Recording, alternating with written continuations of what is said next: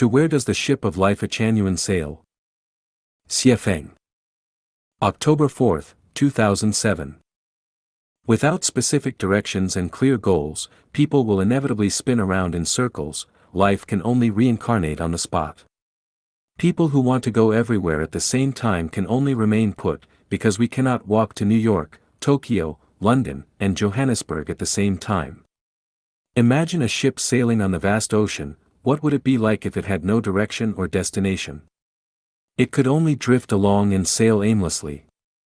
Human lives without directions and goals are perplexed ones. A life with neither a direction nor a goal is a lost one, but just having a direction is not enough because there are lots of stops along the same path. If there is no clear destination, then we will also get lost among boundless, endless distractions. Every ship has its own direction and goal. When we board any ship, we must be clear on where our boat is heading. Some ships might be fishing boats that will retrace their routes each time they go out to catch fish. Some might be cruise ships that will take us back to where we began after visiting exotic ports. Some might be pirate ships that will anchor in secret places to rob other ships. Some might be expedition ships that are not clear about their destinations but just want to explore what is out there, frozen icebergs or raging volcanic islands. They merely explore for exploration's sake. Then, to where does the ship of Lifechanyuan sail? The ship of Lifechanyuan will initiate the Lifechanyuan era and then sail toward the Elysium Celestial Islands continent, making 2 stops along the way, the 1,000-year world and the 10,000-year world. Why does it make these 2 stops on its way to Elysium? Because this is a ship of life and also a ship that will never return.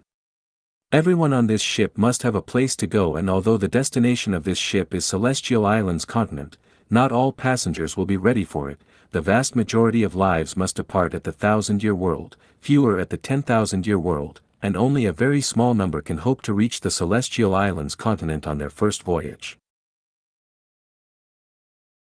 Presently, none of those aboard the ship of Lifechanyuan can reach the Celestial Islands continent and very few can reach the 10,000-year world, but the overwhelming majority will narrowly meet the standards of the 1,000-year world and will be the first to depart from the ship.